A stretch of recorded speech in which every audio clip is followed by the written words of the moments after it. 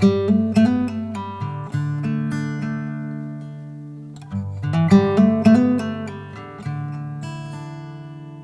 back and I'm starting off a little differently this time. This is a picture that I've taken from a lovely place overlooking Brownsea Island and Poole Harbour. Brownsea Island, you can just see the castle in the distance there, and it's overlooking a golf course, and it's this particular painting, this view is going to be hanging in this location. So no pressure, but I thought I'd show you how I'm going to break this down and what I plan to do. It doesn't always work, but I'm going to give it a shot.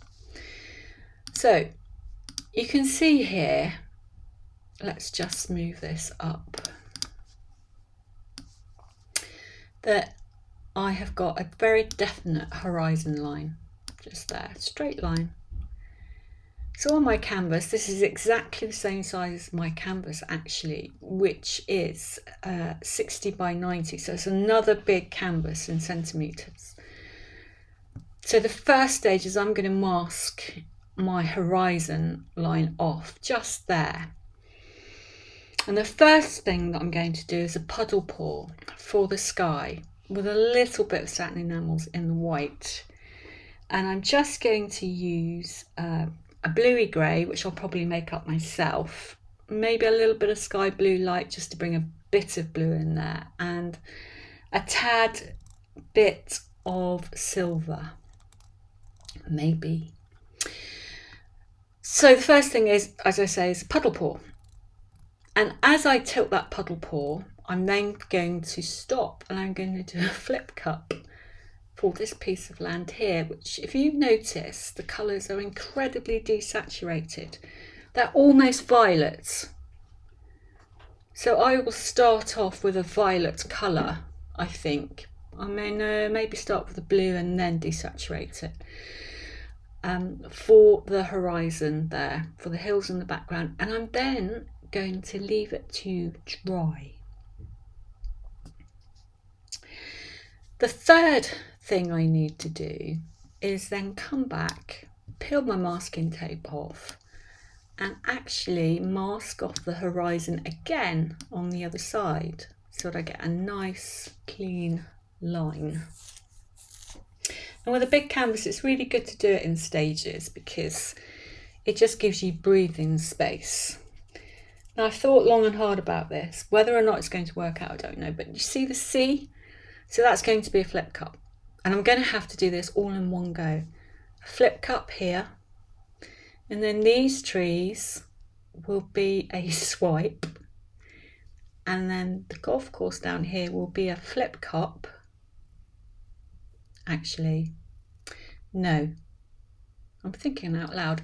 Flip cup for the sky. Then it will be a flip cup for the green here. Then a swipe for the trees and a swipe for this tree in the foreground. That's the fluid art part. So let's go back to the full picture.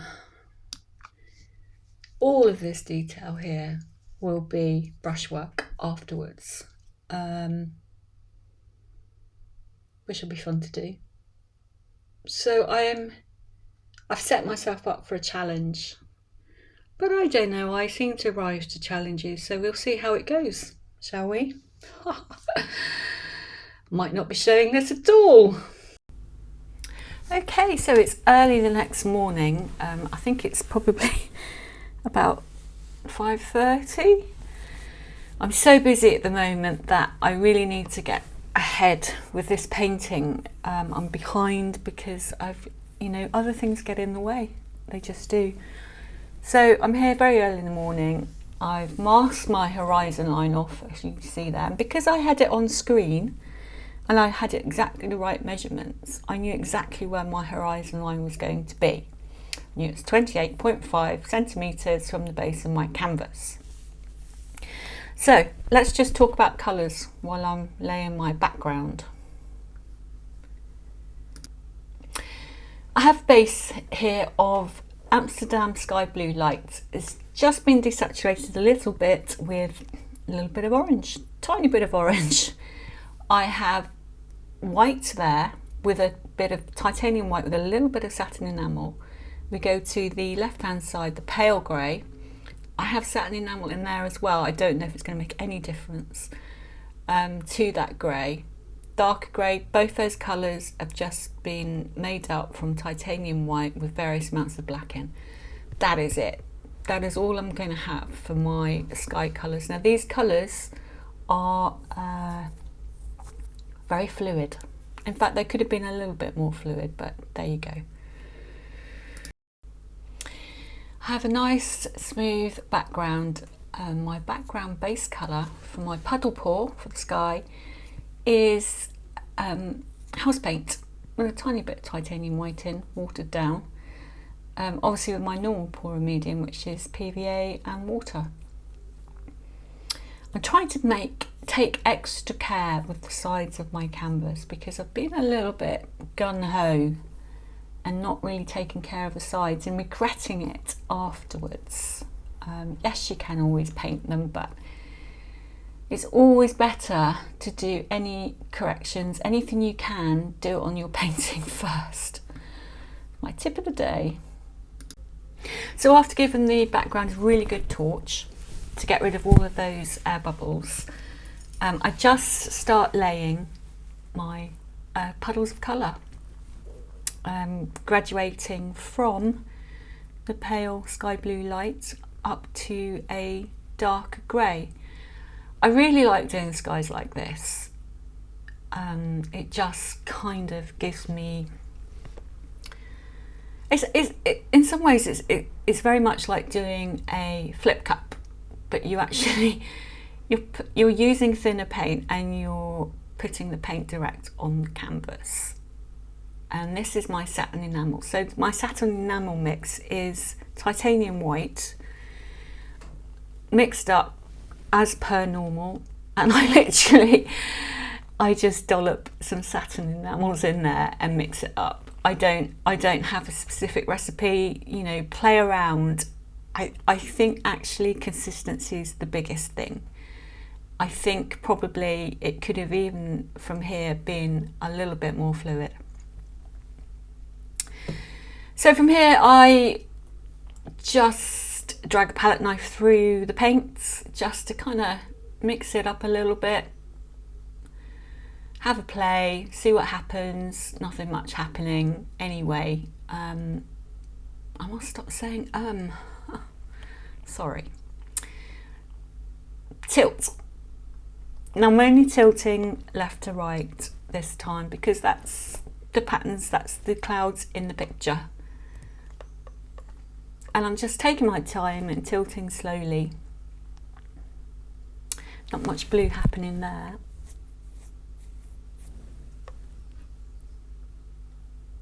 More dark grey at the top. And the beauty of doing this, you can stop, start. You can, you know, put the canvas down. You can decide, well, where do I need to put more paint? And it comes with experience. Knowing how much paint to put down. I mean, probably I put way too much paint down. And you can see already, you begin to get quite a nice sky effect.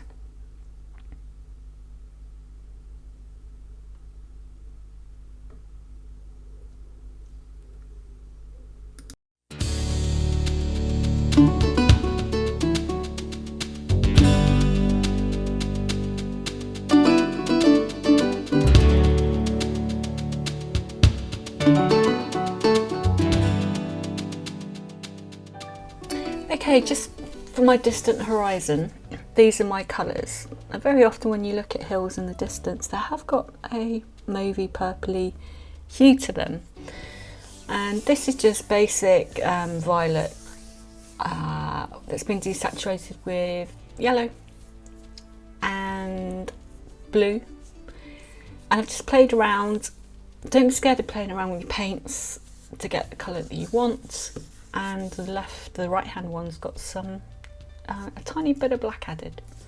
But I will be working on this when it's dry anyway, so these are just colours to give me a base. So I'm going to leave the sky where it is just now. I haven't finished tilting, but I want to put the flip cup down, and I kind of regret using such a big cup because it meant that it was very wide and it started to creep up into the blue, and I just didn't want that to happen. But there you go, you can see the subtle differences in the different purples there. It could have even been a little bit more desaturated, but you work with what you're given. So I'm tilting the sky together with a flip cup. Now the flip cup consistency is much, much thicker than the sky. So they're flowing at different rates, but I think I've just gauged it just right so that when I finish tilting, that there will be no more paint left to come off the canvas. You can see the sky's still moving quite quickly. And I'm swapping from left to right because I just want a little bit of different direction to happen in the clouds. So I'm just adjusting the horizon line here as the blue, that dark violet, went up a little bit higher than I wanted. So just putting a little bit more paint down. I know I've still got more paint to tilt, but I'm not actually adding too much more to the canvas, not really.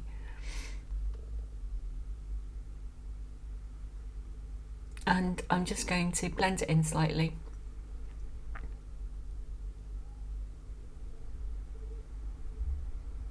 And tilt again.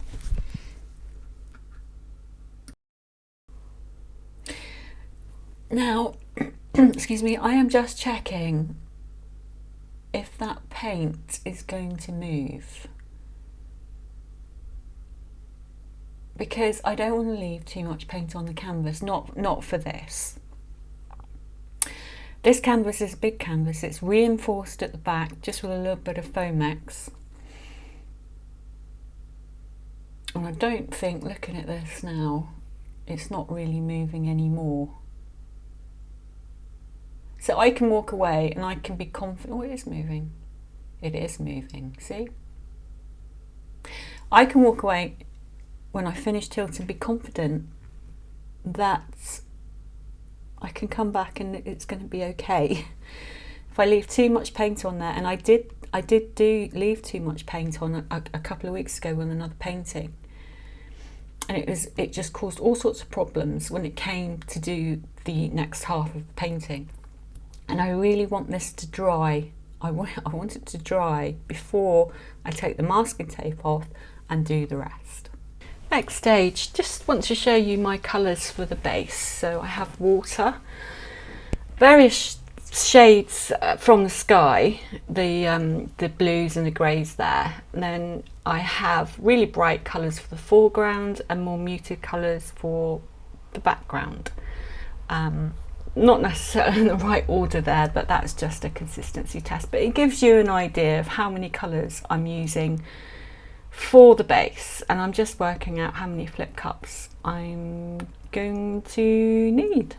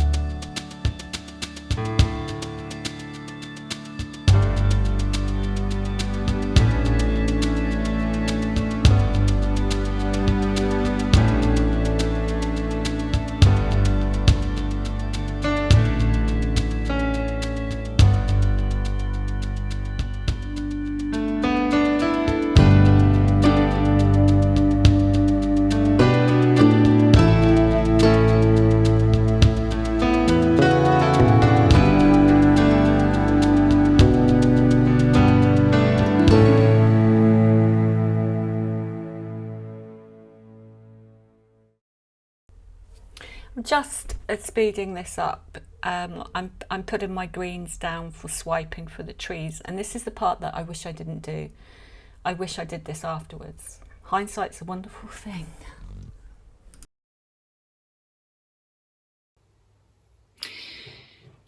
So I am back with the dried results so far, and it isn't good. I really love the sky. I'm very pleased with that, but this painting has gone radically wrong. If I move down, the problem area.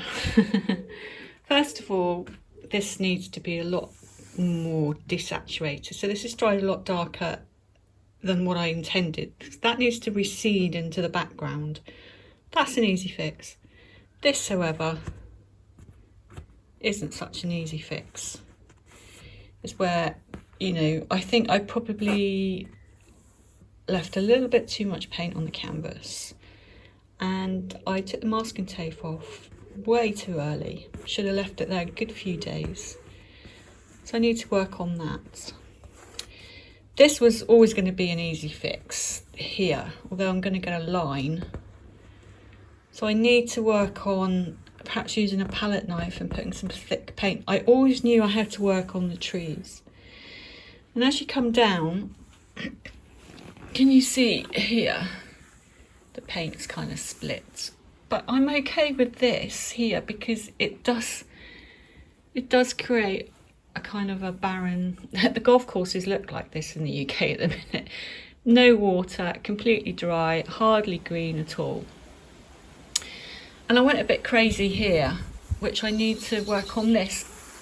And this foreground detail here needs to be really brought out, because in the foreground you have bright vivid colours, and I've lost my bright vivid colours here.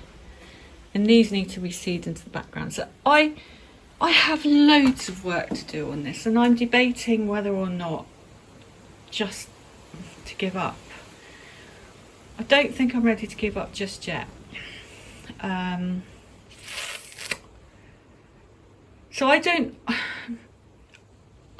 pour paints. I don't do acrylic pouring just to stick paint on afterwards as an afterthought. I'm doing it all as one painting. That's always been my intention. The last few pours that I've done,